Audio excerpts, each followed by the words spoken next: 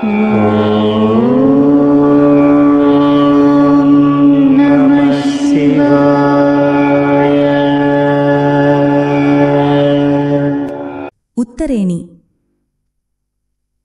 సంపద మరియు ఆరోగ్యానికి ఒక అద్భుత మార్గం. ప్రియమైన స్నేహితులారా, జీవితంలో సవాళ్లు, ముఖ్యంగా ఆర్థిక ఇబ్బందులు మిమ్మల్ని కలవరపెడుతున్నాయా? ఈరోజు మనం మాట్లాడబోతున్నది ఒక పవిత్రమైన, అద్భుతమైన మొక్క గురించి, ఉత్తరేణి. దీనిని కొన్ని ప్రాంతాల్లో ఉత్తరేణి, ఆంధీ ఝాడ అని కూడా పిలుస్తారు. ఈ మొక్కలో తల్లి గంగమ్మ వేరులో బ్రహ్మ, విష్ణు, మహేశ్వరులు ఆకులు, కాండం, పండ్లలో నివసిస్తారని నమ్ముతారు. ఇది కేవలం మొక్క కాదు, ఇది దైవిక శక్తి. ఈ వీడియోలో ఉత్తరేణిని ఎలా ఉపయోగించాలో, జీవితంలోని సమస్యలు, ఆర్థిక ఇబ్బందులు, సంతానలేమి, ఆరోగ్య సమస్యలు ఎలా తొలగిపోతాయో వివరంగా తెలుసుకుందాం. ఉత్సాహటోన్. అంతేకాదు, సంపదను ఆకర్షించే ఒక శక్తివంతమైన తాంత్రిక ఉపాయాన్ని కూడా మీతో పంచుకోబోతున్నాం. ఈ సందేశం నిజంగా ప్రత్యేకమైనది, కాబట్టి చివరి వరకు తప్పక చూడండి. ఎందుకంటే ఏ పనినైనా పూర్తి చేసినప్పుడే సంతోషం, సంపూర్ణత వస్తాయి. అసంపూర్ణమైన పనులు ఎప్పటికీ విజయం ఇవ్వవు. ప్రేమతో చెప్పండి, ఓం నమః శివాయ్, హర హర మహాదేవ్. ఉత్తరేణి యొక్క అద్భుత రహస్యాలు. ఈ మొక్క గురించి మరింత లోతుగా తెలుసుకుందాం. ఆయుర్వేదంలో ఉత్తరేణి గురించి ఎంతో చెప్పబడింది. మీ చుట్టూ, మీ పొలాల్లో, గ్రామాల్లో ఈ మొక్కను మీరు చూసే ఉంటారు. కొన్ని ప్రాంతాల్లో దీనిని ఆంధీ ఝాడ అని కూడా పిలుస్తారు. ఇప్పుడు మీరు కామెంట్లో చెప్పండి, మీ ప్రాంతంలో ఈ మొక్కను ఏ పేరుతో పిలుస్తారు? దీని ఉపయోగాలు మీకేమైనా తెలుసా? ఈరోజు మనం లక్ష్మీదేవి ఆశీస్సులతో సంపదను ఆకర్షించే ఒక అద్భుత ఉపాయం గురించి మాట్లాడబోతున్నాం. ఉత్తరేణిలో బ్రహ్మ, విష్ణు, మహేశ్వరులు నివసిస్తారని నమ్ముతారు. విష్ణు భగవాన్ ఎక్కడ ఉంటారో అక్కడ సంతోషం వెల్లివిరుస్తుంది. మాతా లక్ష్మి స్వయంగా ఆగమనం చేస్తారు. ఆమె రాకతో జీవితంలోని బాధలు, రోగాలు, దుఃఖాలు అదృశ్యమవుతాయి. సంబంధాలు సుందరంగా సాగుతాయి. అందుకే ఈ సందేశం అసాధారణమైనది. ఈ భవసాగరం నుండి విముక్తి పొందాలని, గ్రహాలు మీకు అనుకూలంగా ఉండాలని కోరుకుంటే ఈ వీడియోను చివరి వరకు చూడండి. ఈ మొక్క ఎందుకు ఇంత ప్రభావవంతమో దశలవారీగా వివరిస్తాం. హిందూ దేవీ దేవతలను ఇష్టపడేవారు కామెంట్లో భక్తితో ఓం నమః శివాయ్ అని రాయండి. ఉత్తరేణి ఆరోగ్యానికి దైవిక వరం. ప్రియమైన భక్తులారా, ఉత్తరేణి గురించి మరింత తెలుసుకుందాం.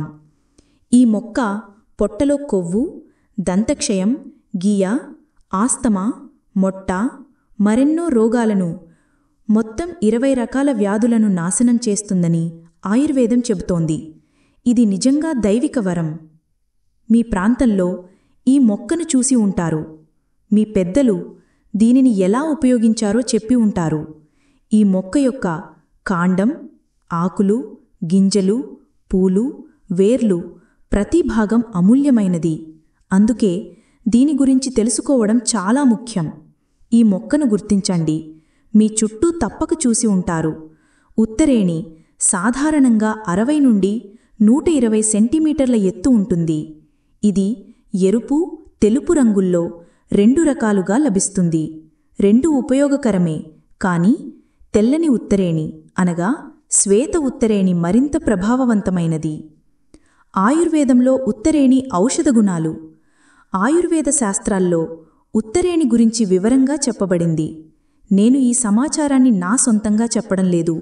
శాస్త్రాల నుండి సేకరించిన విషయాలను మీతో పంచుకుంటున్నాను. ఈ మొక్క జీర్ణశక్తిని మెరుగుపరుస్తుంది, విరేచన కలిగిస్తుంది, రుచిని పెంచుతుంది, నొప్పిని తగ్గిస్తుంది, విషం మరియు కిడ్నీ స్టోన్స్ను నాశనం చేస్తుంది, రక్తాన్ని శుద్ధి చేస్తుంది, జ్వరాన్ని తొలగిస్తుంది, ఆస్తమాను నయం చేస్తుంది, ఆకలిని నియంత్రిస్తుంది. ఉదాహరణకు, కీళ్ల నొప్పులకు ఉత్తరేణి ఆకులను నూరి వేడిచేసి నొప్పి ఉన్న చోట కట్టుకడితే నొప్పి, వాపు తగ్గుతాయి. పిత్తాశయ రాళ్లకు 5 నుండి 10 గ్రాముల వేరును నల్ల మిరియాలతో కలిపి లేదా 15 నుండి 50 గ్రాముల కషాయాన్ని ఉదయం సాయంత్రం సేవిస్తే రాయి కరిగి బయటకు వస్తుంది. ఊబకాయ సమస్యకు 5 నుండి 10 గ్రాముల వేరు కషాయాన్ని నల్ల మిరియాలతో తీసుకుంటే పొట్ట ఆకారం తగ్గుతుంది. తాంత్రిక ఉపాయం: సంపద ప్రాప్తి. ఇప్పుడు జీవితాన్ని మార్చే శక్తివంతమైన తాంత్రిక ఉపాయం గురించి చెప్పుకుందాం. ఉత్తరేణి మొక్కను వేరుతో సహా తీసుకుని ఎండబెట్టండి. ఎండిన తర్వాత దానిని కాల్చండి. ఏర్పడిన బూడిదను ఎరుపు గుడ్డలో కట్టండి. ఆకులు, పండ్లు, వేరు అన్నీ ఎండబెట్టాలి. వేరును కొంచెం ఆకుపచ్చగా కోసి ఎండిన తర్వాత కాల్చండి. ఈ బూడిదతో పాటు మాతా లక్ష్మికి శుభకరమైన గవ్వను ఎరుపు గుడ్డలో కట్టండి. ఈ గుడ్డను ముడివేసి రాగి లేదా మట్టి లోటాలో నింపండి. ఎరుపు గుడ్డతో కప్పండి. ఈ లోటాను మాతాలక్ష్మి భగవాన్ విష్ణు ముందు ఉంచి ఓం నమో భగవతే వాసుదేవాయ మంత్రాన్ని 121 సార్లు జపించండి. లక్ష్మీమాతకు భక్తితో ప్రణామం చేయండి. తరువాత మనస్సుతో క్షమాపణ కోరండి. హే ప్రభూ, నా తప్పులను క్షమించండి. నా జీవితంలోని సమస్యలను, ఆర్థిక ఇబ్బందులను తొలగించండి.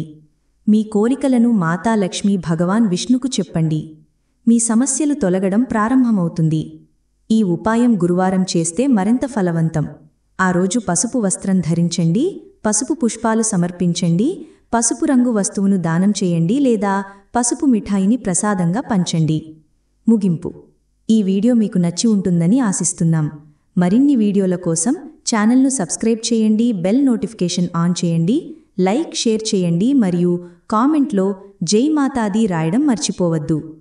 మీరందరూ సంతోషంగా, ఆరోగ్యంగా ఉండండి. మరో వీడియోలో కలుద్దాం. ఓం నమః శివాయ.